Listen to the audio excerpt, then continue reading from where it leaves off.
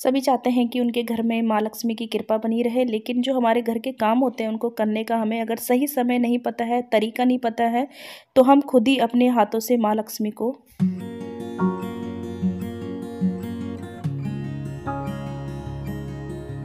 नमस्ते दोस्तों, स्वागत है आपका चैनल नेगी ब्लॉगर्स में। तो हम जो लेडीज़ होती हैं, हमारी जो काम करने की आदतें होती हैं ना, अगर उनका हमें सही समय नहीं पता हो काम करने का, तो क्या करते होता है कि हम हर कोई चाहता है कि लक्ष्मी माँ की कृपा हम पे बनी रहे, लेकिन जो हमारी काम करने की आदतें होती हैं उनका हमें समय ना पता होना कि हमें किस टाइम पे ये चीज़ें नहीं करनी चाहिए या करनी चाहिए, तो हम इसका उल्टा भी कर बैठते हैं। मतलब माँ लक्ष्मी जो है हमारे घर में प्रवेश करने की बजाय उल्टे पाँव लौट भी सकती हैं। तो यहाँ पे शाम के 5 बजे के बाद हमें कभी भी अपने बालों को नहीं बनाना चाहिए।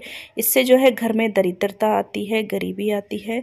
और शाम के 5 बजे से पहले ही हमें अच्छे से रेडी होके, बालों को अच्छे से कॉम्ब करके और रेडी होके तैयार हो जाना चाहिए। इससे जो है माँ लक्ष्मी का स्वागत हम करते हैं और माँ लक्ष्मी बहुत खुश होती हैं।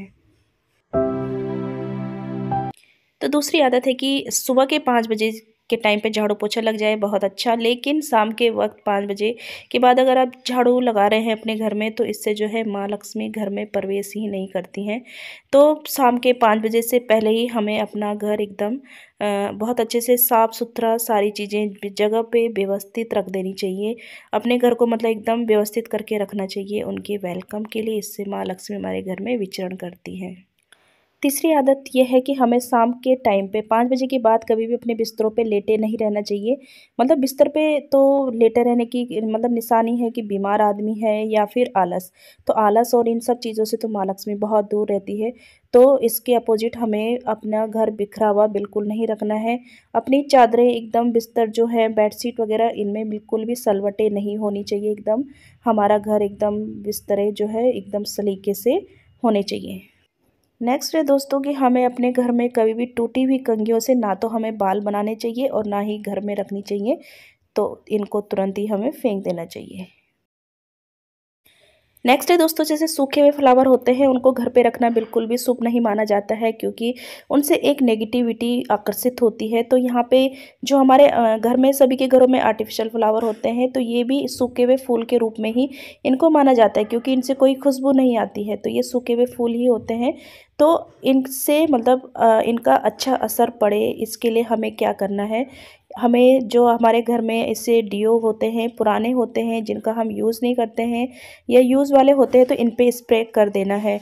अपने घर में आपके जितने भी फ्लावर्स हैं इन पे स्प्रे करते रहिए 15-15 या 1 महीने में। तो इनसे जो है भीनी भीनी खुशबू आती रहेगी और ये एक मतलब पॉजिटिव वाइब्स को आकर्षित करेंगे।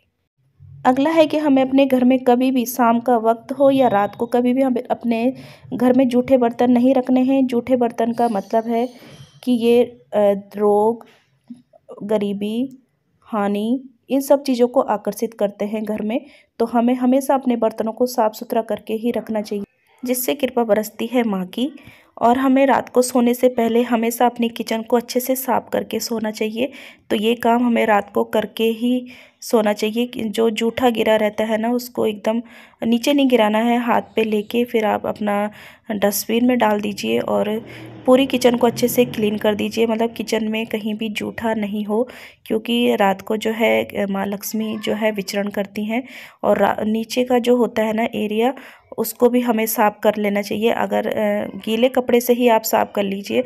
अगर कितने ही होते हैं ना कि झाड़ू लगाने में बोलते हैं कि रात को झाड़ू नहीं लगानी चाहिए, तो गीले कपड़े से ही उसको, जो भी गिरा हुआ है उसको साफ़ कर लीजिए। इससे जो है जब माँ लक्ष्मी आपके घर में रात को विचरण करेंगी ना, तो मतलब उनको एकदम साफ़ सुथरा घर दिखाई देगा, किचन साफ़ सुथरी दिखाई देगी। तो घर में सुख समृद्धि आती है, बीमारियां घर से दूर भागती हैं और मतलब सारे काम अच्छे होते हैं।